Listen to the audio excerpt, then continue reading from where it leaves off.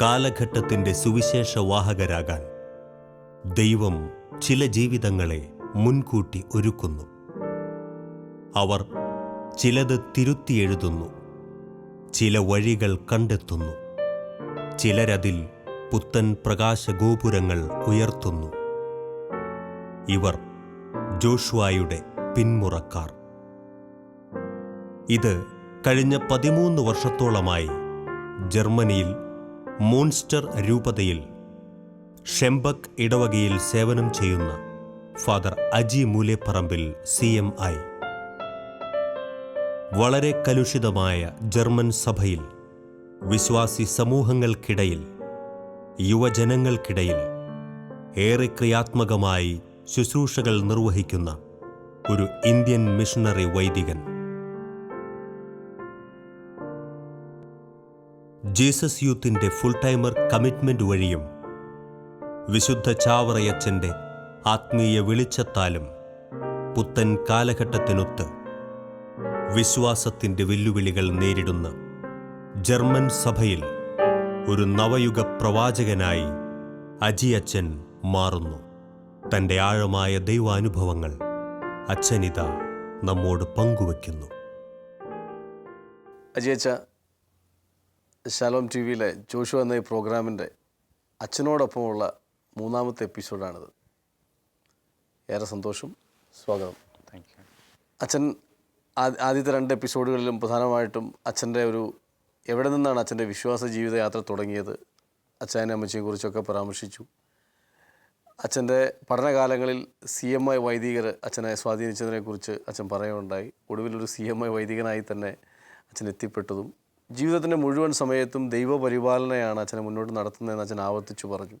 കഴിവുകളോ പ്രാഗൽഭ്യമോ ഒന്നുമല്ല, പക്ഷെ ദൈവത്തിൻ്റെ നമ്മൾ വിട്ടുകൊടുക്കുമ്പോൾ ദൈവം എടുത്ത് ഉപയോഗിക്കും. ഓരോ ക്രൈസിസ് ഉണ്ടാകുമ്പോഴും ഓരോ പ്രശ്നം ഉണ്ടാകുമ്പോഴും തക്ക സമയത്ത് സഹായിക്കാൻ മാലാഖമാരെ ദൈവം അയക്കും. അച്ഛൻ്റെ ജീവിതത്തിലുണ്ടായ ഒരു വലിയ ദൈവാനുഭവം, അപകടത്തിൽ രക്ഷപ്പെട്ട കാര്യങ്ങളും യൂത്ത് മിനിസ്ട്രിയിൽ അച്ഛൻ്റെ പ്രവർത്തനങ്ങളും ജർമ്മനിയിൽ വർഷങ്ങളായിട്ട് അച്ഛൻ ജോലി ചെയ്യുന്ന ശുശ്രൂഷ മേഖലകളെക്കുറിച്ചൊക്കെ അച്ഛൻ പറഞ്ഞു. 2-ാമത്തെ എപ്പിസോഡിൻ്റെ അവസാനത്തിൽ നമ്മൾ പറഞ്ഞു നിർത്തിയിരുന്നത് അച്ഛൻ ഒരു പ്രത്യേകമായ ഇതോടുകൂടി പ്രാർത്ഥിക്കാനും ധ്യാനിക്കാനും ഒക്കെ ആയിട്ട് നടത്തിയ ആ ഒരു സെൻറ്റ് ജെയിംസ് വാക്ക്, അല്ലെങ്കിൽ way of cent James Santiago ദി കമ്പസ്റ്റോലയിൽ അച്ഛൻ നടത്തിയ ആ ഒരു വാക്കാണ്, നടത്തമാണ്. ആ ഒരു പിൽഗ്രിമേജിനെ കുറിച്ച് തീർത്ഥയാത്രയാണ്. അതെ, തീർത്ഥയാത്രയാണ്. ആ ഒരു ഇതിനെക്കുറിച്ചാണ് നമ്മൾ അവസാനം പറഞ്ഞു കൊണ്ടിരുന്നത്. അവിടെ അച്ഛൻ പറഞ്ഞത് ഓരോ ആളുകളുടെ ഒരു സ്ത്രീയുടെ വലിയൊരു കണ്ടെത്തൽ, ദൈവത്തെ കണ്ടെത്തിയ ഒരു നിമിഷത്തെക്കുറിച്ചാണ് പറഞ്ഞത്. അച്ഛൻ ഉപയോഗിച്ച വാക്കുകൾ ഇതാണ്: ഓരോ മനുഷ്യൻ്റെ ഉള്ളിലും ദൈവത്തിൻ്റെ ആ ഒരു അംശമുണ്ട്. അതൊന്ന് ആളിക്കത്തിക്കാൻ ആരെങ്കിലും അവരെ ഒന്ന് സഹായിക്കുക, അതാണ് ആവശ്യം. മറ്റെന്തെങ്കിലും വിശേഷങ്ങൾ കൂടി ഈ വേ ഓഫ് ജെയിംസ് ഈ യാത്രയിലെ സംഭവങ്ങളും അനുഭവങ്ങളും ഒക്കെ എഴുതാൻ നമുക്ക് പുസ്തകം എഴുതാൻ വേണമെങ്കിൽ അതുപോലെ അനുഭവങ്ങളുണ്ട്. ഒരു സംഭവം ഞാൻ ഓർക്കുന്ന, ഒരു ദിവസം ഞാൻ ഒരു 37-38 കിലോമീറ്റർ നടന്നു. അപ്പം അടുത്ത സത്രം നമുക്ക് കിടക്കണമല്ലോ എവിടെയെങ്കിലുമൊക്കെ. ഒരു ദിവസം ഞാൻ പുറത്ത് ഒരു മരത്തിൻ്റെ ചുവട്ടിലേക്ക് കിടന്നുറങ്ങിയിട്ടൊക്കെ ഉണ്ട്. ഇപ്പം ഈ സത്രത്തിൽ വന്നു കഴിഞ്ഞപ്പോഴാണ് അറിയുന്നത് ആ ചെറിയ വില്ലേജാണ്. ആ വില്ലേജിൽ ഒറ്റ സത്രമേ ഉള്ളൂ, 40 പേർക്ക് കിടക്കാൻ പറ്റുള്ളൂ. അവിടെ ഇപ്പോൾ ഓൾറെഡി 47 പേരാണ്. ഞാൻ വൈകുന്നേരം ഒരു 7-7:15 അപ്പോഴാണ് എത്തുന്നത്. ഞാനിങ്ങനെ എനിക്ക് ഒരു ചോട് പോലും മുമ്പോട്ട് നടക്കാൻ പറ്റില്ല, അതുപോലെ മടുത്ത് ഞാനിപ്പോൾ അവിടെയുള്ള ആ റെസ്റ്റോറൻറ്റിൽ ഇങ്ങനെ ഇരിക്കുക, എന്താ ചെയ്യണേ. ഇനി അടുത്തൊരു 7-8 കിലോമീറ്റർ നടന്നാലേ ഉള്ളൂ അടുത്ത സത്രത്തിൽ എത്തിച്ചേരത്തുള്ളൂ. ഞാനങ്ങനെ വിഷമിച്ചിരിക്കുമ്പോഴാണ് ഞാൻ വഴിയിൽ വെച്ച് പരിചയപ്പെട്ട ഒരു ഹോളണ്ടുകാരൻ വന്ന് ചോദിച്ചു, നീ എന്നെ ഇവിടെ ഇരിക്കണമെന്ന് ചോദിച്ചു. അപ്പം ഞാൻ പറഞ്ഞു, ഇവിടെ പുള്ളി തന്നെ പറഞ്ഞു, ഇവിടെ റൂമൊന്നുമില്ല, ഇവിടെ കിടക്കൊന്നുമില്ല, 40 47 ഇനി നടക്കണമല്ലോ 7. എന്നിട്ട് പുള്ളി എൻ്റെ മുഖത്തോട്ട് നോക്കണം, തോന്നുന്നില്ല, നിനക്ക് നടക്കാൻ പറ്റുമെന്ന് തോന്നുന്നില്ലെന്ന് പറഞ്ഞു. ഞാൻ പറഞ്ഞു, പറ്റില്ല, എന്നാലും നടന്നല്ലേ പറ്റൂ. ഇങ്ങനെ വിഷമിച്ചിരിക്കുക, കാരണം അതുപോലെ മടുത്ത്. അപ്പം പുള്ളി എന്നോട് പറഞ്ഞു, ഞാൻ എൻ്റെ കിടക്ക തരാമെന്ന് പറഞ്ഞു. അപ്പം ഞാൻ പറഞ്ഞു, വേണ്ട, നീ ഇതുപോലെ തന്നെ 40-47 കിലോമീറ്ററൊക്കെ നടന്നിട്ടുണ്ട് പുള്ളി, അതുകൊണ്ട് ഞാൻ വേണ്ട എന്നൊക്കെ ഞാൻ പറഞ്ഞു. അപ്പം പുള്ളി എന്നെ അങ്ങ് നിർബന്ധിക്കുക ഭയങ്കരമായിട്ട്. എന്നിട്ട് എന്നോട് പറഞ്ഞു, brother help me to help you. എന്നെ ഈ വാക്ക് ഭയങ്കരമായിട്ട് സ്ട്രൈക്ക് ചെയ്തു. എന്നിട്ട് ഈ കക്ഷി തിരിച്ച് സത്രത്തിൽ ചെന്ന് സാധനങ്ങളൊക്കെ, അപ്പോൾ എല്ലാ ദിവസവും അലക്കിയിടണം. നമുക്ക് 2 ജോഡിയല്ലേ ഉള്ളൂ. ഒരു ദിവസം നടന്നു വന്നെല്ലാം വേർത്തുനിന്ന് അലക്കിയിടും, പിറ്റേ ദിവസം അതെടുത്ത് വീണ്ടും ഇട്ടുകൊണ്ട് ആണ് നടക്കുന്നത്. അപ്പം പുള്ളി ഇങ്ങനെ നനച്ചിട്ടൊക്കെ വാരി വലിച്ചു കയറി ബാഗിലിട്ടിട്ട് എന്നോടൊരു എൻ്റെ താങ്ക്സ് പോലും കേൾക്കാതെ അങ്ങ് നടന്നുപോയി. അപ്പം പുള്ളി പറഞ്ഞ ഈ വാക്ക് എന്നെ ഭയങ്കരമായിട്ട് സ്ട്രൈക്ക് ചെയ്ത്, brother help me to help you. ഒരു പക്ഷേ ഞാനത് പിന്നീട് ക്രിസ്മസിന് മെസ്സേജ് എന്ത് പറയണോ എന്ന് ചിന്തിച്ചപ്പോൾ ഈ വാക്ക് എൻ്റെ മനസ്സിൽ, brother help me to help you. Isho പറയുന്ന, ദൈവം പറയുന്നത് തന്നെയാണ്, brother sister help me to help U.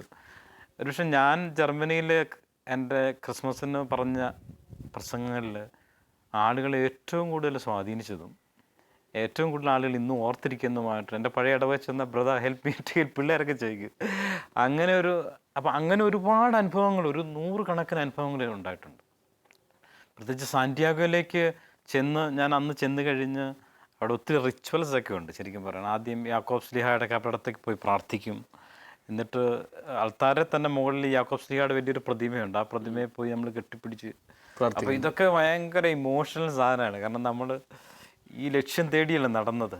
ഞാൻ അന്നും ഓർക്കുന്നു, ഇങ്ങനെ ആദ്യം ഒന്ന് പള്ളിയുടെ മുമ്പിൽ ഇങ്ങനെ ഇരിക്കുക. അപ്പം അവിടെ എത്തിയവരൊക്കെ ഇങ്ങനെ ഇരുന്ന് ഈ പള്ളിയിലേക്ക് നോക്കിയായിരിക്കുന്നത്. അപ്പോൾ ഒരു പെണ്ണ്, ഞാൻ ഇതിനു വേണ്ടിയിട്ടാണോ നടന്നത്? അപ്പം ആ പെൺകുട്ടിയെ പണ്ട് പറഞ്ഞു, എനിക്ക് മസിലുണ്ടാകാനായിട്ട് ഞാൻ 900 കിലോമീറ്റർ നടക്കുന്നതെന്ന് പറഞ്ഞു. അവൾ പറഞ്ഞു, എനിക്കും ദൈവത്തെ അന്വേഷിക്കണം. അപ്പം നമ്മൾ ഈ യാത്രയിൽ അറിഞ്ഞോ അറിയാതെയോ ദൈവം എന്നുള്ള അംശം പോലും ഇല്ലാത്തവർ പോലും, അല്ലെങ്കിൽ അങ്ങനെ ഒരു സാഹചര്യം കിട്ടാത്തവർ പോലും അറിയാതെ ദൈവം എന്നുച്ചരിക്കുന്നത്, ദൈവമേ എന്നുള്ള ഉച്ചരിക്കുന്നത്, അത് നമുക്ക് ഭയങ്കര ഒരു കണ്ണ് തുറപ്പിക്കുന്ന കാര്യം. അത് ഇപ്പോൾ പറഞ്ഞ പോലെ എല്ലാവരുടെ ഉള്ളിൽ ദൈവമുണ്ട്. നമുക്ക് അവരെ വിധിച്ചിട്ട് കാര്യമില്ല. അപ്പോൾ യൂറോപ്പിൻ്റെ കോണ്ടെക്സ്റ്റിൽ ഇപ്പം ഞാൻ അനുഭവിക്കുന്ന അതാ ശരിക്കും പറഞ്ഞത്. ഞാൻ വിശ്വസിക്കുന്ന ദൈവം ആവശ്യമില്ല എന്നും പുറമേ കാണുന്ന ഒരു സമൂഹമാണെന്ന് എനിക്ക് തോന്നിയിട്ടുണ്ട് പലപ്പോഴും. പ്രത്യേകിച്ച് യൂത്തിൻ്റെ ഇടയിൽ പ്രവർത്തിക്കുമ്പോഴൊക്കെ നമ്മൾ ഭയങ്കരമായിട്ട് സ്ട്രഗിൾ ചെയ്യണം ഒരു ചെറിയ മാസ് അവർക്ക് വെക്കാനായിട്ട്, കുർബാന വെക്കാനായിട്ട്. അപ്പം അവരെ അറിയണമെങ്കിൽ അവരോട് കുറച്ച് അടുത്തറിഞ്ഞു കഴിഞ്ഞ് അവരെ മനസ്സിലാക്കാൻ ശ്രമിച്ചാൽ അവരറിയാതെ അവരുടെ ഉള്ളിലുള്ള സാധനം പുറത്തു വരും. ഈ അനുഭവം യാക്കോബ്സ് സ്പീക്കിൽ മുഴുവൻ, ഈ യാത്രയിൽ മുഴുവൻ എനിക്ക് മനസ്സിലാക്കാൻ കഴിഞ്ഞു. ദൈവം എന്നെ ഭയങ്കരമായിട്ട് ഉപയോഗിച്ചു. അതിലുപരിയായിട്ട് എനിക്ക് ഭയങ്കരമായിട്ടൊരു ഇൻസ്പയറിങ് എക്സ്പീരിയൻസ് ആയിരുന്നു ലൈഫ്. ദൈവം എന്നെ ഫില്ല് ചെയ്യുന്നതായിട്ട്, ആത്മനിറവുണ്ടാകുന്നതായിട്ട് എനിക്ക് ഒത്തിരിയേറെ അനുഭവം ഉണ്ടായി. എനിക്ക് തോന്നുന്നു എല്ലാ ക്രിസ്ത്യാനികളുടെ, എല്ലാ മനുഷ്യരുടെ ജീവിതത്തിലും, എല്ലാ ക്രിസ്ത്യാനികളുടെ ജീവിതത്തിലും, പ്രത്യേകിച്ച് വൈദികരുടെയൊക്കെ, കാരണം വൈദികർ ധാരാളം കൊടുക്കേണ്ടി വരുന്നവരാണ്, ധാരാളം പണിയെടുക്കേണ്ടി വരുന്നവരാണ്, മറ്റുള്ളവരെ കേൾക്കേണ്ടി വരുന്നവരാണ്. അങ്ങനത്തെ ഒരു ഡയമെൻഷനിലും ഇങ്ങനത്തെ ഒരു റിഫ്രഷിങ് എക്സ്പീരിയൻസ്, വീണ്ടും ഒരു റീഫില്ലിങ് എക്സ്പീരിയൻസ് എനിക്ക് തോന്നുന്നു എല്ലാവർക്കും വളരെ പ്രധാനപ്പെട്ടൊരു കാര്യമാണെന്നാണ് എനിക്ക് അച്ഛൻ പറയുമ്പോഴും വീണ്ടും മനസ്സിൽ ബോധ്യപ്പെട്ടു വരുന്നത്. അച്ഛൻ, ഞാൻ അച്ഛൻ്റെ ഈ കഥയോടൊപ്പം മറ്റൊരു രീതിയിലേക്ക്, അച്ഛൻ ജർമ്മനിയിൽ മുമ്പ് പറഞ്ഞു എത്ര വർഷമായിട്ട് വർക്ക് ചെയ്യുക? ഞാൻ 16 വർഷമായിട്ട്. ഞാൻ എൻ്റെ പൗരോഹിത്യത്തിൻ്റെ ഏതാണ്ട് 98% ജീവിച്ച അവിടെ. അച്ഛൻ ആദ്യ എപ്പിസോഡിൽ പറഞ്ഞിരുന്നു 1% ആദ്യം എനിക്കൊന്ന് ഷാംബോക്ക് എന്ന് പറയുന്ന ആ ഒരു സ്ഥലത്ത് തന്നെ 13 വർഷവും, പിന്നീട് മറ്റൊരു പാരീഷിൽ, 2 സ്ഥലവും ജർമ്മൻ പാരീഷാണ്, ജർമ്മൻ ആളുകളാണ്. അവിടെയാണ് അസിസ്റ്റൻറ്റ് പാരീഷ് പ്രീസ്റ്റായിട്ട് അച്ഛൻ്റെ ഒരു റോള്. പക്ഷേ ഞാൻ മുമ്പ് സൂചിപ്പിച്ചതുപോലെ മുഴുവൻ ഒരു പാരീഷ് പ്രീസ്റ്റിൻ്റെ പോലത്തെ പണികൾ ചെയ്യേണ്ടി വരുന്നു. ഞാനും നേരിട്ട് അത് കാണാനിടയായിട്ടുണ്ട്. എനിക്ക് അച്ഛൻ പറഞ്ഞറിയാം, മറ്റു പലരും സംസാരിക്കുമ്പോൾ ഞാൻ കണ്ടിട്ടുണ്ട്, രാവും പകലും നമുക്ക് ധാരാളം അധ്വാനിക്കേണ്ടി വരുന്നു പല കാര്യങ്ങളിലേക്ക്. നമുക്ക് വേണമെങ്കിൽ മടി പിടിച്ചിരിക്കാം, പക്ഷേ സാധ്യതകൾ നമ്മുടെ മുമ്പിലേക്ക് ദൈവം വെച്ച് തരുമ്പോൾ നമ്മളും സഹകരിക്കുന്നതോടെ കൂടുതൽ സാധ്യതകളാവുന്നത്. അതാണല്ലോ പാസ്റ്ററൽ വർക്ക് എന്ന് പറഞ്ഞത്. മനസ്സ് വെച്ചാൽ പണിയേ ഉള്ളൂ എന്നുള്ളതാണല്ലോ അതിൻ്റെ ഒരു ഡയമെൻഷൻ. ഞാൻ ചോദിക്കാൻ വരുന്നത്, എല്ലാവരും കേൾക്കുമ്പോൾ ജർമ്മനി വർക്ക് ചെയ്യുന്നു, വലിയൊരു സെറ്റപ്പാണല്ലോ. കാരണം ഒരു മലയാളി അച്ഛൻ ജർമ്മനിയിലാണ് വർക്ക് ചെയ്യുന്നത് പറഞ്ഞാൽ എന്തോ ഇതായി. പക്ഷേ അതിൻ്റെ ഒരു മറുവശം എന്ന് പറയുന്നത് ധാരാളം സ്ട്രഗിളില്ലേ അച്ഛാ, ധാരാളം കഷ്ടപ്പാടില്ലേ? നിങ്ങൾ ഭക്ഷണം പോലും ഉണ്ടാക്കുന്നത് സ്വന്തമായിട്ടാണെന്നാണ് എനിക്ക് മനസ്സിലായിട്ടുള്ളത്. എന്താണ് അത്തരം കാര്യങ്ങൾ? അച്ഛൻ അത് തീർച്ചയായിട്ടും പോസിറ്റീവായിട്ടാണ് എടുക്കണത്, വളരെ ഇതായിട്ടാണ് എടുക്കുന്നത്, സന്തോഷത്തോടെയാണ്. പക്ഷെ എങ്കിലും ഒരു ആക്ച്വൽ സ്ട്രഗിൾ ഇല്ലേ അവിടെ? തീർച്ചയായിട്ടും ഒരു വ്യത്യസ്തമായിട്ടുള്ള ഒരു സംസ്കാരത്തിൽ ദൈവത്തെ കൊടുക്കുക എന്ന് പറയുന്നത് ഭാഷ ഒരു അനിവാര്യമായ ഘടകമാണല്ലോ. തീർച്ചയായും ജർമ്മൻ ഭാഷ എനിക്ക് ഇച്ചിരി പാടായിരുന്നു പഠിക്കാനായിട്ട്. പിന്നെ ഇവരുടെ തിങ്കിങ് പാറ്റേൺ മനസ്സിലാക്കാതെ ഒരു കാരണവശാലും നമുക്കവിടെ പ്രവർത്തിക്കാൻ സാധിക്കില്ല. നമ്മുടെ കേരളത്തിൽ നിന്ന് ഒത്തിരിയേറെ അച്ഛന്മാർ അവിടെ പ്രവർത്തിക്കുന്നുണ്ട്. നമ്മളെ അവർക്ക് താല്പര്യമാണ്. കാരണം നമുക്കിവിടെ കിട്ടുന്ന ഫോർമേഷൻ വളരെ വലുതാണ്. എൻ്റെ ഇടവകയിൽ ഞങ്ങൾ 3 അച്ഛന്മാരായിരുന്നു. ഒരു മലയാളി അച്ഛനുണ്ടായിരുന്നു. അദ്ദേഹം തിരിച്ച് നാട്ടിലേക്ക് പോയി കഴിഞ്ഞിട്ട് വികാരിച്ചിന് മലയാളി അച്ഛന്മാരെ മതി, ഇന്ത്യൻ അച്ഛന്മാരെ മതി. പുള്ളിക്ക് ആഫ്രിക്കൻ കിട്ടും, റൊമേനിയൻ കിട്ടും. ഇവിടെ പറഞ്ഞ ഇന്ത്യൻ അപ്പം പക്ഷേ റൈജ് പറഞ്ഞ ശരിയാണ്, ഒത്തിരിയേറെ സ്ട്രഗിൾസ് ഉണ്ട്. പുറമെ ഞാൻ ഇവിടെ വരുമ്പോൾ ഓർക്കും, നമ്മളെല്ലാവരും ഇവിടെയുള്ളവർ കൂടുതലും കാണുന്നത് ഒരു ജർമ്മനി ഒരു മെറ്റീരിയൽ പ്രോസ്പെരിറ്റിയുടെ ഒരു രാജ്യം, ശരിയാണ്. എന്നാലും പക്ഷേ സ്ട്രഗിൾ ഭയങ്കരമാണ്. ഇപ്പോൾ എൻ്റെ ഇടവകയിൽ, ഇപ്പോഴത്തെ ഇടവകയിൽ 10,800 പേരാണ് ഉള്ളത്. വലിയൊരു ഹ്യൂജ് ഇടവകയാണ്. ഞങ്ങൾക്ക് 3 പള്ളിയുണ്ട്. പലപ്പോഴും സമയം ഞാൻ പ്രധാനമായിട്ട് യൂത്ത് മിനിസ്ട്രിയിലാണ് വർക്ക് ചെയ്യുന്നത്. കൺഫർമേഷൻ പ്രിപ്പറേഷൻ, പിന്നെ എല്ലാ യൂത്ത് ഗ്രൂപ്പ്സ്, പിന്നെ എല്ലാ മാസും, പിന്നെ പ്രയർ സർവീസ്, അങ്ങനെയൊക്കെ ഒത്തിരിയേറെ കാര്യങ്ങളുണ്ട്. ഇപ്പം ഇതെല്ലാം കഴിഞ്ഞ് വൈകുന്നേരം വരുമ്പോൾ, ഇപ്പം കൊവേന്തയിലൊക്കെ എളുപ്പമാണ്. കൊവേന്ത വന്ന് ഇരുന്നാൽ നമുക്ക് മേശപ്പുറത്ത് സാധനം കിട്ടും, ഒന്നും അറിയണ്ട. വൈകുന്നേരം അവിടെ ജോലിയും മീറ്റിങ്ങും ഒക്കെ കഴിഞ്ഞ് വരുമ്പോഴോ നമുക്ക് കഴിക്കാനൊന്നും ഇല്ലാത്ത വരുമ്പോൾ ആപ്പിൾ നിന്ന് കിടന്ന അവസ്ഥയൊക്കെ ഉണ്ട്. റൈജ് ഓർക്കുന്നുണ്ടായി നമ്മൾ ആപ്പിൾ കൊണ്ട് മുട്ട പൊരിച്ചതൊക്കെ അല്ലേ. അപ്പം അങ്ങനൊരു സ്ട്രഗിൾസ് ഭയങ്കരമായിട്ടുണ്ട്. പിന്നെ എല്ലാം പ്രിപ്പയർ ചെയ്യണമല്ലോ തീർച്ചയായിട്ടും. ഒരുങ്ങി എന്തുമാത്രം ഒരുങ്ങും അതനുസരിച്ച് നമുക്ക് തമ്പുരാനെ കൊടുക്കാനായിട്ട് സാധിക്കും. ആ രീതിയിൽ ഞാൻ പരമാവധി ശ്രമിച്ചിട്ടുണ്ട്. അതുകൊണ്ട് തന്നെ സ്ട്രഗിൾസും ഭയങ്കര കൂടുതൽ. പുറമെ ഇവിടുന്ന് കാണുന്ന പോലെ അത്ര എളുപ്പമൊന്നുമല്ല. ജർമ്മനി എന്നുള്ള രാജ്യത്തിൻ്റെ പ്രോസ്പെരിറ്റി പോലെ അല്ല ജീവിതങ്ങളെന്ന് തീർച്ചയായിട്ടും അവിടെ ജീവിക്കുമ്പോൾ മനസ്സിലാവും. പ്രത്യേകിച്ച് പാസ്റ്റൽ വർക്കിന് ഇവിടെ ഒരു പക്ഷേ 10 മണിക്കൂർ നമ്മൾ ജോലി ചെയ്താൽ ഫ്രൂട്ട്സൊക്കെ കാണാം എവിടെയെങ്കിലുമൊക്കെ. അവിടെ ഫ്രൂട്ട്സ് കാണാനേ പറ്റില്ല. ഞാൻ പറഞ്ഞു, ഞാൻ 15 വർഷം തെയ്സയ്ക്ക് കൊണ്ടുപോയെങ്കിലും ഇവരുടെ ഉള്ളിലുണ്ട്. ഞാൻ ഇന്നും വിശ്വസിക്കുന്നത് എൻ്റെ അനുഭവമാണ്. പക്ഷെ നമുക്കൊരു വിസിബിളായിട്ട് കാണാൻ സാധിക്കുന്നില്ല. അപ്പോൾ ഭയങ്കര സങ്കടം എടുക്കും. ദൈവമേ, ഞാൻ എന്തിനാ അങ്ങനെയൊക്കെ.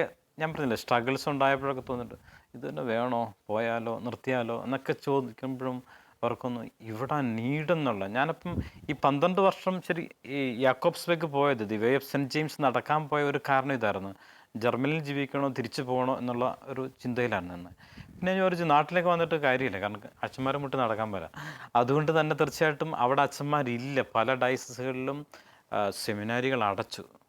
ഇപ്പം കൊളോൺ രൂപത അവിടുത്തെ ഏറ്റവും വലിയ രൂപതയാണ്. അവിടെ എനിക്കൊന്ന് കഴിഞ്ഞ വർഷം ആരും പട്ടം ഇല്ലായിരുന്നു. അപ്പോൾ അത്രയേറെ ഒരു രാജ്യത്തെ നീഡെന്ന് പറഞ്ഞാൽ അച്ഛന്മാരുടെ നീഡ് ഭയങ്കരമാണ്. ശരിക്കും പറഞ്ഞാൽ വിളഞ്ഞു കിടക്കുന്ന വയലുകളാണ്, പക്ഷെ ജോലി ചെയ്യാൻ ആളില്ലാത്തൊരവസ്ഥയാണ് ശരിക്കും പറഞ്ഞാൽ. ആ രീതിയിൽ ഈ സ്ട്രഗിൾസൊക്കെ ഉണ്ടെങ്കിലും പക്ഷേ എൻ്റെ ജീവിതം അവിടെ കൂടുതൽ സംതൃപ്തിയോടുകൂടി ഒരു നല്ല വൈദികനായിട്ട് ജീവിക്കാൻ എനിക്കവിടെ സാധിക്കുന്നുണ്ടെന്ന് ഞാൻ വിശ്വസിക്കുന്നു. ഒത്തിരിയേറെ സാധ്യതകൾ, പാസ്റ്റർ വർക്കിൽ ഒത്തിരിയേറെ സാധ്യതകളുണ്ട്. പക്ഷേ ഈ പറഞ്ഞ സംഘർഷമൊക്കെ മുമ്പിൽ കണ്ടുകൊണ്ട് വേണം ഇറങ്ങാനായിട്ട്. കാരണം അതുപോലെ നമ്മൾ റിയലായിട്ട് ഇറങ്ങുകയാണെങ്കിൽ നമുക്കൊന്നിനും സമയം കാണത്തില്ല. അതുകൊണ്ട് ഒത്തിരിയേറെ സ്ട്രഗിൾസും ഉണ്ട്. അച്ഛൻ്റെ കോൺഗ്രിഗേഷനെ കുറിച്ച്, CMI കോൺഗ്രിഗേഷനെ കുറിച്ച് അച്ഛൻ വളരെ ഫസ്റ്റ് എപ്പിസോഡിൽ തന്നെ വളരെ വാചാലനായി തുടങ്ങിയാണ്. അപ്പോൾ ഞാനാണ് പറഞ്ഞത് പിന്നീട് നമുക്കത് പറയാൻ പറ്റുമെന്ന് പറഞ്ഞ്. CMI കോൺഗ്രിഗേഷനെ കുറിച്ച് അച്ഛന് പറയാം. തീർച്ചയായിട്ടും CMI സഭ ചെയ്യുന്ന ധാരാളം സേവനങ്ങൾ ഉണ്ട്. പക്ഷേ ഈ കേരളം എന്ന് പറയുന്ന ഒരു കമ്മ്യൂണിറ്റിയെ തന്നെ, കേരളത്തിലെ ഒരു സമൂഹത്തെ തന്നെ ബിൽഡ് ചെയ്യാൻ വേണ്ടി ചെയ്തിട്ടുള്ള ധാരാളം കാര്യങ്ങളുണ്ട്. ഇന്നൊരു പക്ഷേ ജനം പെട്ടെന്ന് നോക്കുമ്പോൾ വലിയ സ്ഥാപനങ്ങളോ അല്ലെങ്കിൽ വലിയ കാര്യങ്ങളോ സ്ഥാപനങ്ങളോ ഒക്കെ മാത്രമായിരിക്കും കാണുന്നത്. പക്ഷേ അതിൻ്റെ അപ്പുറത്ത് സ്ഥാപനങ്ങൾ തീർച്ചയായിട്ടും ജനങ്ങൾക്ക് വേണ്ടിയാണ്. പക്ഷേ അതിൻ്റെ അപ്പുറത്ത് ധാരാളം കാര്യങ്ങൾ ചെയ്തിട്ടുണ്ട്. കോൺഗ്രിഗേഷനെ കുറിച്ച് അച്ഛൻ എന്താ അച്ഛാ പറയാനുള്ളത്? ഞാനൊരു CMI ആയിരിക്കുന്നതിൽ ഒത്തിരിയേറെ അഭിമാനിക്കുന്നു. കാരണം ഞാൻ CMIക്കാരനാണ്. തീർച്ചയായിട്ടും ചാവറപ്പിതാവിൻ്റെയും ഞങ്ങളുടെ സഭാപിതാക്കന്മാരുടെയും ആ നന്മ ഇന്നും സഭയിലൂടെ തുറന്നുകൊണ്ട് പോകാൻ സാധിക്കുന്ന ഒത്തിരിയേറെ സന്തോഷവും ദൈവത്തിന് നന്ദിയും പറയുന്നു. പക്ഷേ കൂടുതലും വിസിബിളായിട്ട് കാണുന്നത് ഞങ്ങളുടെയൊക്കെ കെട്ടിടങ്ങളും കോളേജുകളും ഒക്കെ ആയിരിക്കാമെങ്കിലും, പക്ഷേ ഉയർന്നു നിൽക്കുന്നതല്ലേ കാണുന്നുള്ളൂ. താഴെ നിൽക്കുന്ന ഒത്തിരിയേറെ അവസ്ഥകളുണ്ട്. അതാരും കാണുന്നുണ്ടോയെന്ന് എനിക്കറിയാൻ പറ്റില്ല. അതുകൊണ്ടൊക്കെ ആയിരിക്കാം വേറെ രീതിയിൽ പറയുന്നവരൊക്കെ ഉണ്ടായിരിക്കാം. തീർച്ചയായിട്ടും സഭയിലൂടെ ഒത്തിരിയേറെ കാര്യങ്ങൾ നടക്കുന്നുണ്ട്. ഞാൻ പറഞ്ഞു, ജർമ്മനിയിൽ തന്നെ ഞങ്ങൾ ഒത്തിരിയേറെ അച്ഛന്മാർ സേവനം ചെയ്യുന്നുണ്ട്. പക്ഷേ എല്ലാവരും നോക്കുമ്പോൾ അച്ഛൻ ജർമ്മനിയിലാണ്, അച്ഛന്മാർ ജർമ്മനിയിൽ ജോലി ചെയ്യുന്ന ഒത്തിരി CMIക്കാരുണ്ട് എന്ന് പറയുമ്പോൾ വാക്കുകളിൽ ധ്വനി വ്യത്യസ്തമുണ്ട് അല്ലേ. ജർമ്മനിയിൽ ഒത്തിരി പേരുണ്ട് അവർ എന്ന് പറയും. പക്ഷേ അവിടെ ചെയ്യുന്ന സേവനം ഒത്തിരി പലരും കാണുന്നില്ലാത്തത് കൊണ്ടാണ്. ഒരു പക്ഷേ കാണുന്നത് ഈ കോളേജുകളും സ്കൂളുകളും മാത്രമല്ല, അതിലൂടെ എത്രയേറെ കാര്യങ്ങൾ സംഭവിക്കുന്നുണ്ട്. അപ്പം ഞാൻ തന്നെ എൻ്റെ വൊക്കേഷൻ തന്നെ ഒരു CMI സ്കൂളിൽ പഠിച്ചത് കൊണ്ട് തന്നെയാണ്. എത്രയേറെ വൈദികരെ ഈ സ്കൂളുകളിൽ നിന്ന് വന്നിട്ടുള്ളവരുണ്ട് തീർച്ചയായിട്ടും. അപ്പോൾ അതുകൊണ്ട് തന്നെ ഒരു CMI വൈദികനായിരിക്കും ഞാൻ അഭിമാനിക്കുന്നു. ദൈവത്തിന് ഒത്തിരിയേറെ നന്ദി പറയുന്നു ഇങ്ങനെ ഒരു സഭാ സമൂഹത്തെ ദൈവം രൂപപ്പെടുത്തിയതിൽ, വാഴ്ത്തപ്പെട്ട വിശുദ്ധ ചാവറപ്പിതാവിലൂടെ സഭാപിതാക്കന്മാർ രൂപപ്പെടുത്തിയതിൽ. ഫാദർ അജി മൂലപ്പറമ്പിൽ അജി അച്ഛ, അച്ഛനോട് ഇപ്പോൾ ഒറ്റൊരു സെൻറ്റൻസിൽ ഉത്തരം പറയാൻ പറഞ്ഞു, ഒന്നിൽ കൂടുതൽ സെൻറ്റൻസിൽ പറയാൻ തീർച്ചയായിട്ടും, എങ്കിലും ഇനി മുമ്പോട്ട് ഒരു വൈദികൻ എന്ന നിലയിൽ അച്ഛൻ്റെ ഏറ്റവും വലിയൊരു ആഗ്രഹം എന്താ? ഞാൻ എൻ്റെ ഡ്രീമാണ് എൻ്റെ ഇടവകയിലെ യൂത്ത്, അവിടെ 5 യൂത്ത് ഗ്രൂപ്പ്സ് ഉണ്ട്. എല്ലാവരും ഒരുമിച്ച് കൈ ഉയർത്തി ദൈവത്തെ സ്തുതിക്കുന്ന ഒരു ദിവസം, അത് ഡ്രീമായിട്ട് അവശേഷിക്കുമെന്നൊന്നും എനിക്കറിയില്ല. പക്ഷേ ആഗ്രഹിച്ച് സാധിച്ചാൽ ദൈവം സാധിച്ചു തരും എന്നുള്ളത് എൻ്റെ ജീവിതത്തിലെ അനുഭവമാണ്. അത് സാധിക്കുമായിരിക്കും തീർച്ചയായിട്ടും. കാരണം വളരെ വ്യത്യസ്തമായിട്ടുള്ളൊരു ജീവിതാവസ്ഥയാണ്. യുവജനങ്ങളൊക്കെ ആണെങ്കിലും ഒത്തിരിയേറെ ആൽക്കഹോൾ അഡിക്റ്റ് ആയിട്ടുള്ളവർ, അഡിക്റ്റ് എന്ന് ഞാൻ പറയുന്നില്ല, അങ്ങനെ ഒരു ട്രെൻഡുള്ള സെലിബ്രേഷൻ ആയിട്ടുള്ളവരുണ്ട്. പക്ഷെ അവിടെ ഉള്ളിൽ ഞാൻ പറഞ്ഞ പോലെ ഈ ദൈവാംശം ഭയങ്കര ശക്തമായിട്ടുണ്ട്. ദൈവം എന്നെ കൂടുതലായിട്ട്, ദൈവമേ തീഷ്ണതയോടുകൂടി അവർക്ക് വേണ്ടിയിട്ട് ജീവിക്കുവാൻ എന്നെ പ്രാപ്തനാക്കണമെന്നുള്ള പ്രാർത്ഥന എനിക്കുള്ളത്. അങ്ങനെ ഒരു ദിവസത്തിനായിട്ട് ഞാൻ പ്രാർത്ഥിക്കുന്നുണ്ട്. ഒരുമിച്ച് കൂടിയിരുന്ന് എപ്പോഴും ഇടയ്ക്കിടയ്ക്ക് കൂടി പ്രാർത്ഥിക്കുന്ന ഒരു സമൂഹം, ദൈവത്തെ കൂടുതലായിട്ട് സീരിയസ് ആയിട്ട് എടുക്കുന്ന ഒരു യുവജന സമൂഹത്തെ ഞാൻ സ്വപ്നം കാണുന്നുണ്ട്. അജി അച്ഛന് മാതാവിനോടൊരു പ്രത്യേക അടുപ്പമുണ്ടെന്നുള്ളതാണ് എൻ്റെ ഒരു മനസ്സിലാക്കൽ. തീർച്ചയായിട്ടും ഞാനൊരു കർമ്മലീത്തക്കാരനാണല്ലോ. തീർച്ചയായിട്ടും CMI കാർമലൈറ്റ്സ് ഓഫ് മേരി മാതാവിൻ്റെ സഭയിലാണ്. തീർച്ചയായും മാതാവിനുള്ള ഏറ്റവും അടിസ്ഥാനപരമായിട്ട് ഏറ്റവും വലിയ മാതൃക മാതാവ് തന്നെയാണ്. വചനം കേട്ട് അറിഞ്ഞ് സ്വന്തമായിട്ട് വഹിച്ച് പങ്കുവച്ച മാതാവിൻ്റെ ആ ജീവിതം, അതുകൊണ്ട് തന്നെ അതിലുപരിയായിട്ട് അമ്മയെ വാഴ്ത്തപ്പെട്ട വിശുദ്ധ ചാവറപ്പിതാവിൻ്റെ ജീവിതത്തെക്കുറിച്ച് ഞാൻ കേട്ടിട്ടുണ്ട്, വായിച്ചിട്ടുണ്ട്. അമ്മയിൽ നിന്നായിരുന്നു, അമ്മയോട് ഭയങ്കര ഇഷ്ടമായിരുന്നു. ആ അമ്മയാണ് ഈശോയെ ദൈവത്തെ കൊടുത്തത് ചാവറപ്പിതാവിന്. അതുപോലെ തന്നെ എൻ്റെ അമ്മയും അപ്പനും തന്ന ആ മാതാവിനോടുള്ള ഭക്തി. എല്ലാ ദിവസവും വീട്ടിൽ കൊന്തയില്ലായിരുന്നല്ലോ, അന്നിരുന്ന് പലപ്പോഴും ഉറക്കം തൂങ്ങുമായിരുന്നെങ്കിലും അവർ തന്ന മാതാവിനോടുള്ള ഭക്തി, മാതാവിലൂടെ ഈശോയിലേക്ക് ദൈവത്തിലേക്ക് ഉയരുന്ന ഒരവസ്ഥ, അതുകൊണ്ട് തന്നെ പക്ഷേ എൻ്റെ അമ്മയോടുള്ള സ്നേഹമായിരിക്കും ഞാൻ മാതാവിനോട് കൂടുതൽ കാണിക്കുന്നതെന്ന് എനിക്ക് തോന്നുന്നു. അച്ഛന് ഇപ്പോൾ ജർമ്മനി കാര്യം സ്ട്രഗിളും ബുദ്ധിമുട്ടും കഷ്ടപ്പാടൊക്കെ ഉണ്ടെന്നുള്ള യാഥാർത്ഥ്യം തന്നെ അച്ഛനോട് നാളെ വളരെ റിമോട്ടായിട്ടുള്ള ക്രിസ്തീയ ജീവിതത്തിന് യാതൊരു സ്വാതന്ത്ര്യമില്ലാത്ത മറ്റേതെങ്കിലും രാജ്യങ്ങളിലേക്കോ, വളരെ പാവപ്പെട്ട രാജ്യങ്ങളിലേക്കോ, ആഫ്രിക്കൻ രാജ്യങ്ങൾ ഉൾപ്പെടെയുള്ള ഏതെങ്കിലും രാജ്യങ്ങളിലേക്കോ, അല്ലെങ്കിൽ ക്രിസ്തീയ പ്രവർത്തനങ്ങൾക്ക് യാതൊരു സ്വാതന്ത്ര്യമില്ലാത്ത രാജ്യത്തേക്കോ പോകാൻ അധികാരികൾ ആവശ്യപ്പെട്ടാൽ തീർച്ചയായിട്ടും പോകും. പക്ഷേ അങ്ങനെ ആവശ്യപ്പെടുമെന്ന് എനിക്ക് തോന്നുന്നില്ല. കാരണം ജർമ്മനി തന്നെ ഒരു മിഷൻ പ്രദേശമായിട്ടാണ് ഞാൻ വിശ്വസിക്കുന്നത്. ജർമ്മൻ ബിഷപ്പ് കോൺഫറൻസ് ഔദ്യോഗികമായിട്ടത് പ്രഖ്യാപിച്ചിട്ടുമുണ്ട്. നമുക്ക് ഉറങ്ങുന്നവരെ ഉണർത്താൻ ഭയങ്കര എളുപ്പമല്ലേ, പക്ഷെ ഉറക്കം നടിക്കുന്നവരെ പാടാണ്. അപ്പോൾ അങ്ങനെ ഒരു കോണ്ടെക്സ്റ്റിൽ പാസ്റ്റൽ വർക്ക് എനിക്ക് തോന്നുന്നു ആഫ്രിക്കയെക്കാളും കൂടുതൽ ഭയങ്കരമായിട്ട് ചലഞ്ചുള്ളത് യൂറോപ്പിലാണെന്ന് ഞാൻ വിശ്വസിക്കുന്നുണ്ട്. ഇന്നത്തെ കോണ്ടെക്സ്റ്റിൽ യൂറോപ്പിനെ നമ്മളൊക്കെ കാണുന്ന ഒരു ക്രിസ്ത്യൻ രാജ്യങ്ങളും നമുക്കാണ്, പക്ഷെ അങ്ങനെയല്ല. വെറും 5% പോലും ക്രിസ്ത്യാനിറ്റി ഇല്ലാത്ത സിറ്റികളുണ്ട് ജർമ്മനിയിൽ. അപ്പം എനിക്ക് തോന്നുന്നത് നീഡിന്ന് യൂറോപ്പിലാണെന്ന് എനിക്ക് തോന്നുന്നു. തീർച്ചയായും എൻ്റെ ചോദ്യം അവസാനിക്കുന്നുണ്ട്, അധികാരികൾ ആവശ്യപ്പെട്ടാൽ ഡെഫിനറ്റായിട്ടും പോകും. കാരണം ഞാൻ എൻ്റെ പട്ടം വെക്കുന്നതിന് മുമ്പ് തന്നെ തീരുമാനിച്ചായിരുന്നു എൻ്റെ മിനിസ്ട്രി പാസ്റ്റൽ ഇതായിരിക്കും. അതുകൊണ്ട് തന്നെ തീർച്ചയായിട്ടും പോകും. പക്ഷെ എനിക്ക് തോന്നുന്നില്ല ചോദിക്കുമെന്ന്. ചോദിക്കട്ടെ, ഞാൻ ആത്മാർത്ഥമായിട്ട് പ്രാർത്ഥിക്കണം. കാരണം ഈ ഒരു തീർച്ചയായിട്ടും ജർമ്മനിയിൽ അതുപോലെ സാധ്യതകളുണ്ട്, ഒരു സംശയമില്ല. ജർമ്മനി പോലത്തെ സ്ഥലത്ത് അച്ഛൻ ഒരു പക്ഷേ ഇങ്ങനെ കൾച്ചർ മനസ്സിലാക്കിയ, സംസ്കാരം മനസ്സിലാക്കിയ ഒരാൾ ധാരാളം കാര്യങ്ങൾ ചെയ്യാനുണ്ട്. അത് ഈ കേരളത്തിൽ പോലും ഞാൻ വിചാരിക്കണേ, ഇന്ത്യയിൽ പോലും ഞാനൊരു തീർച്ചയായിട്ടും ഒരു മിഷൻ എന്ന് പറയുന്ന ആഫ്രിക്ക മാത്രമല്ല, അല്ലെങ്കിൽ അങ്ങനത്തെ പ്രദേശങ്ങൾ മാത്രമായിട്ട് ചിന്തിച്ചൊരർത്ഥത്തിൽ ചോദിച്ചല്ല. പക്ഷേ അച്ഛൻ, എനിക്ക് ഉറപ്പുണ്ട് അജി അച്ഛൻ്റെ വാക്കുകളിൽ തന്നെയും ഏതൊരു സാഹചര്യത്തിലേക്ക് നാളെ ദൈവം വലിച്ചെറിഞ്ഞാലും അവിടെ അച്ഛൻ്റെ ഈ ഒരു മിഷണറി തീക്ഷ്ണത കൊണ്ട് അച്ഛൻ പിടിച്ചു നിൽക്കും, അച്ഛന് മുമ്പോട്ട് പോകാൻ പറ്റും. കാരണം അതാണ് അച്ഛന് കിട്ടിയിട്ടുള്ള ബോധ്യം, അതാണ് അച്ഛൻ്റെ ശൈലി, അതാണ് അച്ഛൻ്റെ ഫോർമേഷൻ. അച്ഛാ, ഇന്ന് നമ്മൾ ഈ എപ്പിസോഡ് കൂടി അച്ഛൻ്റെ ഇത് അവസാനിക്കുകയാണ്. ശാലോം TVയിലെ ഈ പ്രോഗ്രാം നമ്മുടെ ഒരു പക്ഷേ വ്യൂവേഴ്സിൽ ബഹുഭൂരിപക്ഷം ആളുകൾ, അല്ലെങ്കിൽ ഒട്ടുമിക്കവരും മലയാളികളാണ്. നമ്മുടെ കുടുംബങ്ങൾ ഇന്ന് വിശ്വാസത്തിൻ്റെ ഒരു ക്രൈസിസിലൂടെ പോകുന്ന ധാരാളം സാഹചര്യങ്ങളുണ്ട്. ചെറുപ്പക്കാരെ ധാരാളം പേര് ദൈവത്തിലേക്ക് അടുക്കുമ്പോഴും വലിയൊരു ഗ്രൂപ്പ് ഓഫ് ആൾക്കാർ എന്തുമാത്രം അത് ആത്മാർത്ഥതയോടുകൂടി തന്നെ ആ ദൈവത്തെ സ്നേഹിക്കാനും കാണാനും പറ്റുന്നുള്ള സംശയമുണ്ട്. എന്താ അവസാനമായിട്ട് അച്ഛന് പറയാനുള്ളത് നമ്മുടെ ഈ പ്രേക്ഷകരോട്? ഞാൻ ഈ സംസാരത്തിലുടനീളം പറഞ്ഞൊരു വാക്കുണ്ടായിരുന്നു, നമ്മുടെ കഴിവോ പ്രാഗൽഭ്യമോ ഒന്നുമല്ല, നമുക്ക് തമ്പുരാനെ വിട്ടുകൊടുക്കുകയാണ് ദൈവം നമ്മളെ മനോഹരമായിട്ട് ഉപയോഗിക്കും, ഏറ്റവും മനോഹരമായിട്ടുള്ള ഇൻസ്ട്രുമെൻ്റായിട്ട് ഉപയോഗിക്കും. അതിലൊക്കെ ഉപരിയായിട്ട് നീഡുണ്ട്. ഇന്ന് വിളഞ്ഞു കിടക്കുന്ന പാടങ്ങൾ ചുറ്റുമുണ്ട്. ഞാൻ കാണുന്നത് കാഴ്ച അതാണ്. പക്ഷേ വേലക്കാർ ചുരുക്കമാണ്. അതുകൊണ്ട് അനേക ദൈവവിളികൾ ഉണ്ടാകുവാനായിട്ട് മാതാപിതാക്കൾ അതിനു വേണ്ടിയിട്ട് മക്കളെ പ്രേരിപ്പിക്കുവാനായിട്ടൊരു അവസ്ഥ ഉണ്ടാകണം. അപ്പം തീർച്ചയായിട്ടും ദൈവരാജ്യം ഇവിടെ സമാഗതമാകും. അച്ഛാ, കോൺഗ്രിഗേഷനുമായി ബന്ധപ്പെട്ട് അല്ലെങ്കിൽ നമ്മുടെ CMI കോൺഗ്രിഗേഷനുമായിട്ട് ബന്ധപ്പെട്ടൊക്കെ ചിന്തിക്കുമ്പോഴും ഒക്കെ നമ്മുടെ മനസ്സിൽ ആദ്യം വരുന്ന ചാവറപ്പിതാവാണല്ലോ. ചാവറ കുര്യാക്കോസ് ഏലിയാസ് അച്ഛനാണ്. ഇന്ന് വിശുദ്ധ ചാവറ കുര്യാക്കോസ് ഏലിയാസ് അച്ഛനാണ്. ഇന്ന് ലോകത്ത് മുഴുവൻ, പക്ഷേ കേരളത്തിൽ നിന്നുള്ള ഒരു വിശുദ്ധൻ്റെ പേരിൽ ഇത്രയും ലോകരാജ്യങ്ങളിൽ എല്ലായിടത്തും തന്നെ CMI സഭയ്ക്ക് പല വിധത്തിലുള്ള മിഷനുണ്ട്. ധാരാളം ആഫ്രിക്കൻ കൺട്രീസിലും മറ്റു പല സ്ഥലങ്ങളിലൊക്കെ മിഷനുണ്ട്. എൻ്റെ ഒരു ചോദ്യം, ചാവറപ്പിതാവ് ഒത്തിരി കാര്യങ്ങൾ, ചാവറപ്പിതാവ് അന്ന് പറഞ്ഞ കാര്യങ്ങൾ എത്രമാത്രം ദീർഘവീക്ഷണത്തോടെയാണെന്ന് ചാവരുകളൊക്കെ വായിക്കുമ്പോൾ നമുക്ക് മനസ്സിലാവും. ഇന്ന് നമ്മൾ ക്രൈസിസ്, അന്ന് ഒരിക്കലും ഉണ്ടായിരിക്കാൻ ഒരു സാധ്യതയില്ലാത്ത കാര്യങ്ങളാണ്, ഇന്ന് ക്രൈസിസ് അനുഭവിക്കുന്ന കാര്യങ്ങളാണ് ചാവരുകളിൽ പലതും അന്നേ പറഞ്ഞിട്ടുള്ളത്. എത്ര ദീർഘവീക്ഷണത്തോടെയുള്ള ഒരു ദർശനത്തോടെയുള്ള ഒരു സംസാരമാണ് ഓരോ കാര്യങ്ങളെന്നും. ചാവറപ്പിതാവിൻ്റെ എന്തെങ്കിലും ഒരു കാര്യം അച്ഛൻ എന്താ പറയാൻ തോന്നുന്നു? ഏറ്റവും പക്ഷേ നമുക്ക് പങ്കുവയ്ക്കാൻ തോന്നുന്നു.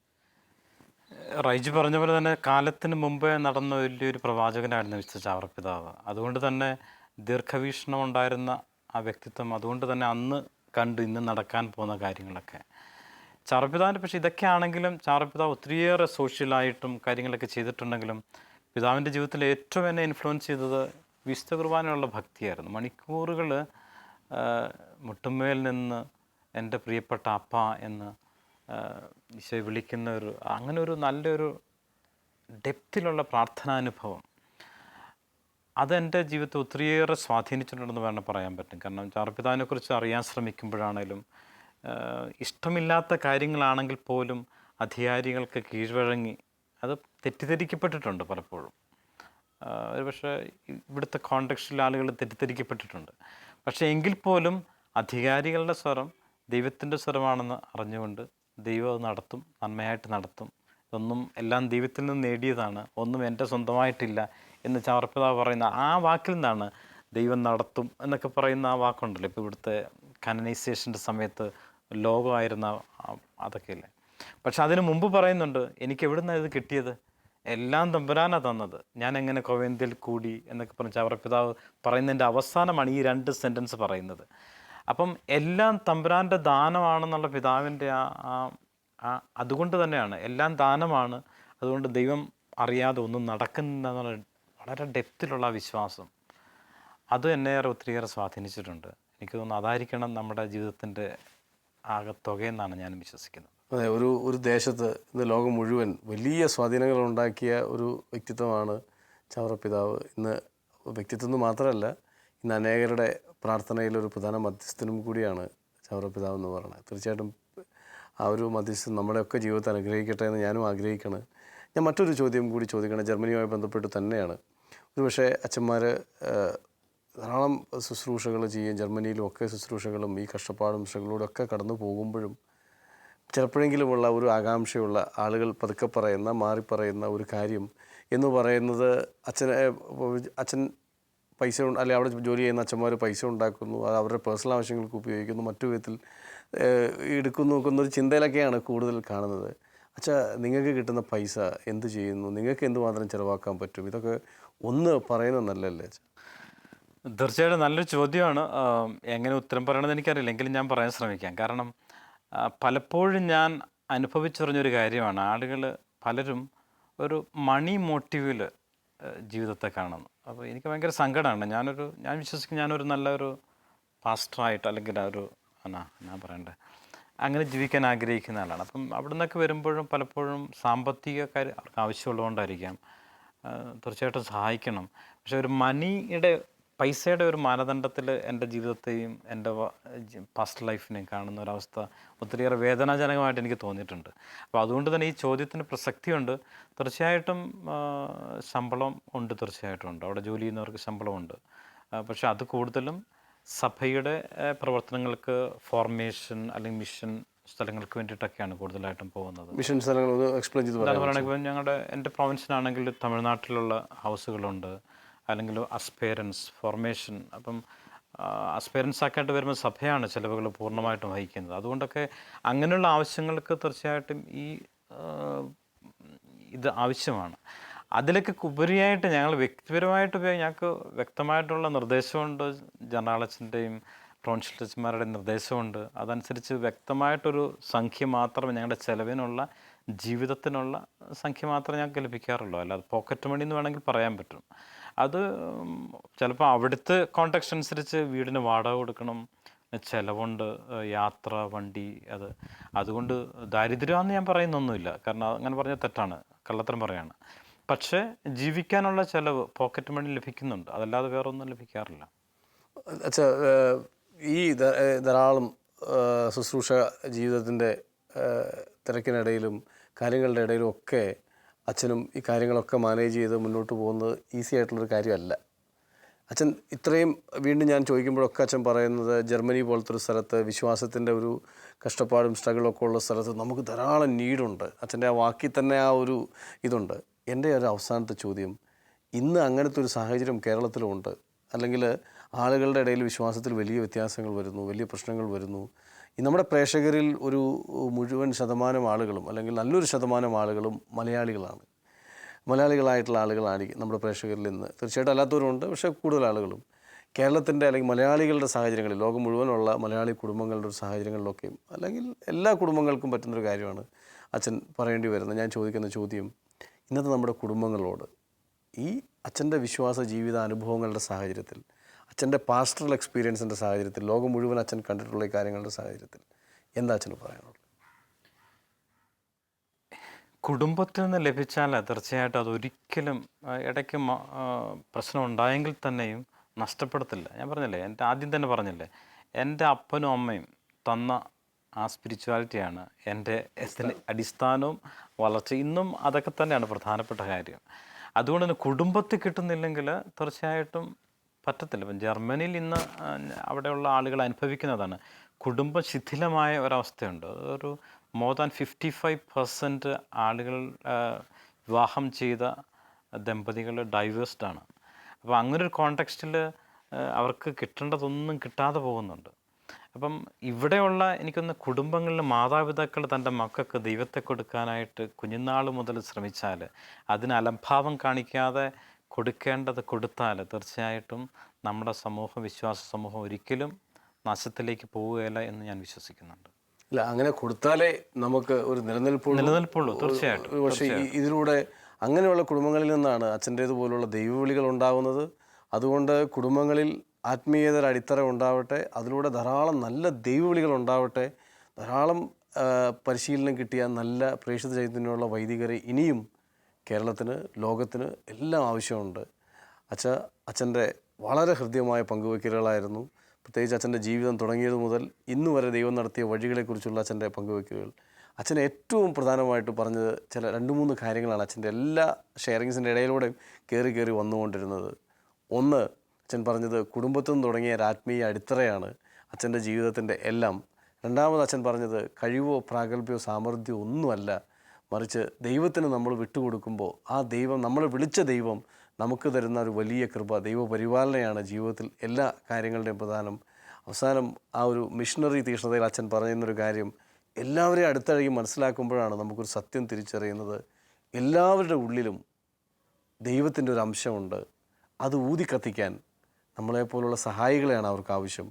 ജീവിതത്തിൻ്റെ അവസാന ശ്വാസം വരെ ഏത് ദുനിയാവിലാണെങ്കിലും ഈ 3 കാര്യങ്ങളെ നെഞ്ചോട് ചേർത്ത് ജീവിക്കാൻ, മറ്റുള്ളവരുടെ ഉള്ളിൽ തീ കത്തിക്കുന്ന ഒരാളായി മാറാൻ, അച്ഛൻ്റെ തീ ഒരിക്കലും കെടാതിരിക്കാൻ ഒരു ശക്തനായ മിഷണറിയായി ഏറ്റവും വിശ്വസ്തയോടെ അവസാനം വരിക്കാൻ ദൈവത്തിന് അച്ഛനെ അനുവദിക്കട്ടെ എന്ന് ആത്മാർത്ഥമായി പ്രാർത്ഥിക്കുന്നു. തീർച്ചയായിട്ടും ഒത്തിരിയേറെ പ്രാർത്ഥന ആവശ്യമുണ്ട്. ഞാൻ ഷെയർ ചെയ്തപ്പം പറഞ്ഞായിരുന്നു, ഈ സ്ട്രഗിൾസ്, നമുക്ക് അലംഭാവം തോന്നൽ ഒക്കെ സാഹചര്യങ്ങൾ ഏറെയുണ്ട്. ഫ്രൂട്ട്സൊക്കെ നമ്മൾ കാണുന്നില്ല, വിസിബിളായിട്ടുള്ള ഫ്രൂട്ട്സ് അധികം കാണുന്നില്ല. പക്ഷേ അതുകൊണ്ട് തന്നെ ഒത്തിരിയേറെ പ്രാർത്ഥന ആവശ്യമുണ്ട്. നിങ്ങൾ പ്രാർത്ഥനയിൽ എന്നെ കൂടി ഓർക്കണം പ്രത്യേകിച്ച്. തീർച്ചയായിട്ടും അച്ഛൻ പറഞ്ഞു തന്നെയാണ് അതിന് ഉത്തരം. കാരണം തക്ക സമയത്ത് അച്ഛനെ താങ്ങാനും നടത്താനും ഇന്നു വരെ സഹായിച്ച ദൈവം കൂടുതൽ മാലാഖമാരെ സമയത്തിന് അയക്കട്ടെ എന്ന് ആത്മാർത്ഥമായിട്ട് പ്രാർത്ഥിച്ചുകൊണ്ട് അച്ഛൻ ശാലോം TV-യുടെ ജോഷുവ എന്ന പ്രോഗ്രാമിൻ്റെ 3 എപ്പിസോഡിലെയും അച്ഛൻ്റെ സാന്നിധ്യത്തിന് പങ്കുവെക്കലുകൾക്ക് ഒത്തിരി നന്ദി. Thank you. നിങ്ങൾ ലോകമെങ്ങും പോയി സകല സൃഷ്ടികളോടും സുവിശേഷം പ്രഘോഷിക്കുവിൻ. നമ്മുടെ നാഥന്റെ വചനമാണിത്. സുവിശേഷം എന്നത് ക്രിസ്തു ലോകത്തിനു വേണ്ടി ജനിച്ച് മരിച്ച് ഉത്ഥാനം ചെയ്തു എന്ന രക്ഷയുടെ സദ്വാർത്തയാണ്. ഈ വാർത്ത എങ്ങും മുഴങ്ങട്ടെ. ക്രിസ്തുവിൻ്റെ സ്നേഹപ്രഭ എങ്ങും പരക്കട്ടെ. നവയുഗത്തിൻ്റെ പ്രവാചകർ ഉണരട്ടെ. വീണ്ടും ശക്തി ധരിക്കട്ടെ. തളർന്നവർ ഉജ്ജ്വലിക്കട്ടെ. യേശുനാമം എങ്ങും പ്രഘോഷിക്കപ്പെടട്ടെ. ശിമയോനും യാക്കോബും യോഹന്നാനും വലകഴുകും വലക്കാരും വഞ്ചിക്കാരും. ശിമയോനും യാക്കോബും യോഹന്നാനും വലകഴുകും വലക്കാരും വഞ്ചിക്കാരും. ഒരു നിമിഷം കേൾക്കാമോ കേൾക്കാമോ, നിങ്ങൾക്കായി നൽകാം ഞാൻ ഇന്നൊരു സന്ദേശം. നിങ്ങളെ സാക്ഷാൽ മുക്കുവരാക്കാൻ ഉതകും സുവിശേഷം. നിങ്ങളെ സാക്ഷാൽ മുക്കുവരാക്കാൻ ഉതകും സുവിശേഷം. ആഴക്കടലിൽ പോകുവിൻ, ആഴത്തിൽ വലയെറിയുവിൻ. ആഴക്കടലിൽ പോകുവിൻ, ആഴത്തിൽ വലയെറിയുവിൻ.